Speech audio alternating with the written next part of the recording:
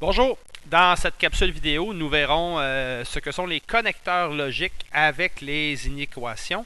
Donc, en fait, les connecteurs logiques, ce sont trois symboles qu'on va utiliser, qu'on a rapidement vu en deuxième secondaire, l'intersection, l'union et le complément.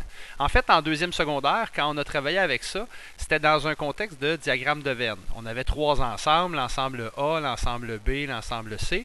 Et là, on vous demandait, par exemple, de colorer la zone qui était demandée. Par exemple, si on disait, je ne sais pas moi, l'intersection, donc l'intersection, c'est ce symbole-là, de l'ensemble A et l'ensemble B, bien, intersection voulait dire qu'est-ce que les deux, quel est l'espace que les deux ont en commun. Donc, l'espace qui est commun ici, qui appartient à la fois à A et à la fois à B, ce serait le petit ballon de football qui est placé ici. C'est le seul espace qui est à la fois dans A et à la fois dans B. Donc, il faut absolument qu'il appartienne aux deux cercles, aux deux régions. Maintenant, au lieu d'être A intersection B, on vient de le faire, mettons que ce serait A union B. A union B, c'est quand je réunis tout l'ensemble A, donc voici par exemple tout mon ensemble A, voilà, que je réunis avec tout l'ensemble B, donc l'ensemble B c'est l'ensemble que je viens de faire en bleu, bien, la réunion des deux, c'est partout où il y a au moins une couleur. S'il y a deux couleurs, comme à cet espace-là, ça fait partie aussi de la réponse, mais nous ce qu'on cherche, c'est toutes les régions qui ont été touchées au moins une fois. Donc l'union, dès que c'est un ou l'autre, ben, ça fait partie de notre réponse, alors que l'intersection tantôt, c'était un et l'autre. Il fallait absolument qu'on ait les deux.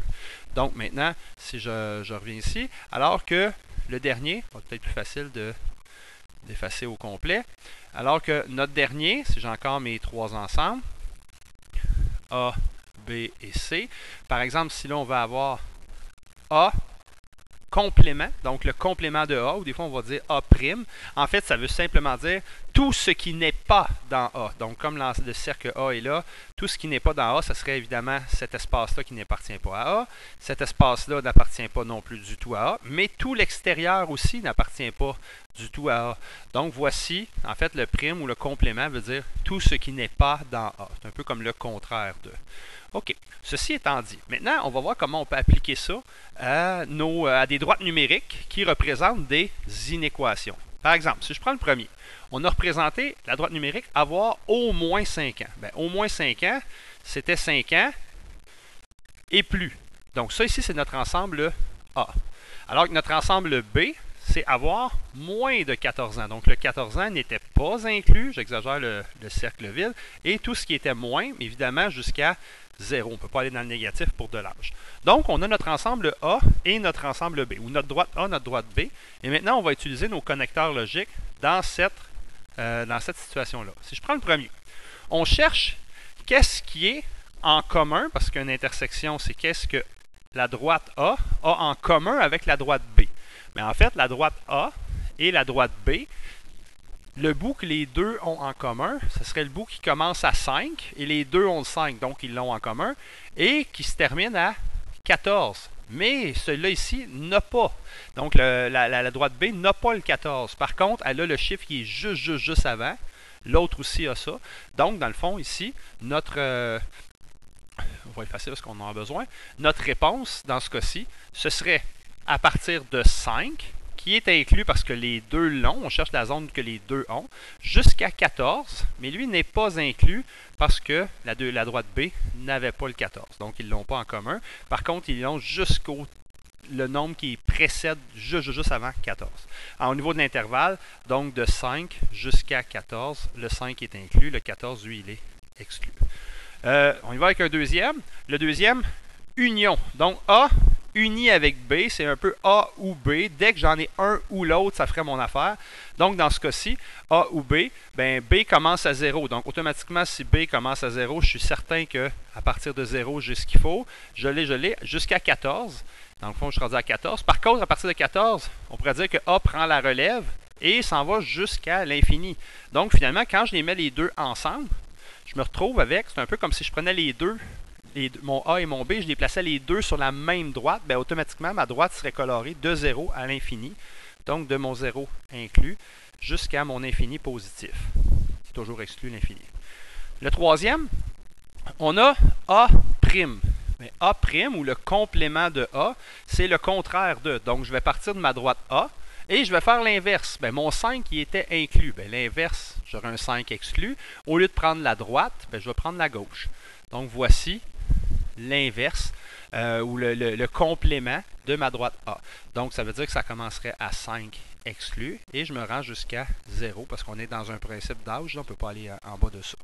Donc, de 0, c'est une parenthèse carrée, un intervalle carré là, fermé, 0 à 5. Et là, ici, mon 5, il est exclu.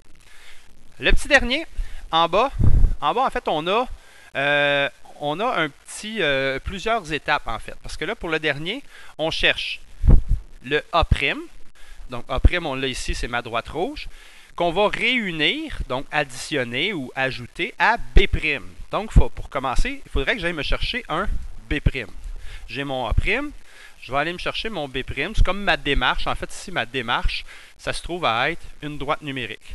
Donc, je me fais une droite. Ma droite numérique, je vais essayer de la mettre alignée avec l'autre.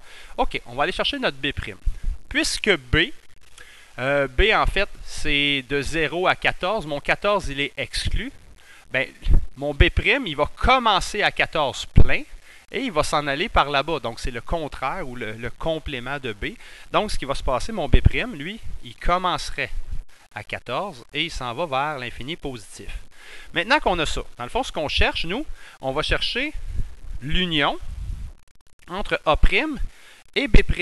Donc, l'union, c'est si je mets un ou l'autre sur la droite. En fait, si je prends les deux puis je les place sur la même droite, en les réunissant, je me retrouve avec, d'abord, étant donné qu'il y en a au moins un qui a de 0 à 5, j'ai de 0 à 5.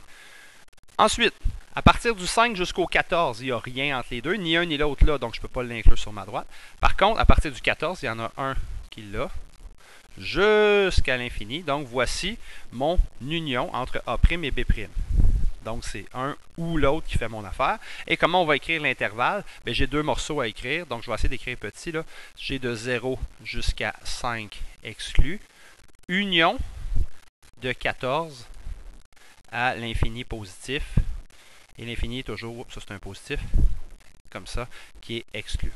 Donc, voilà pour les connecteurs logiques. Maintenant qu'on a vu ça, on va pouvoir résoudre des problèmes en lien avec ces connecteurs logiques-là. On va prendre un premier problème.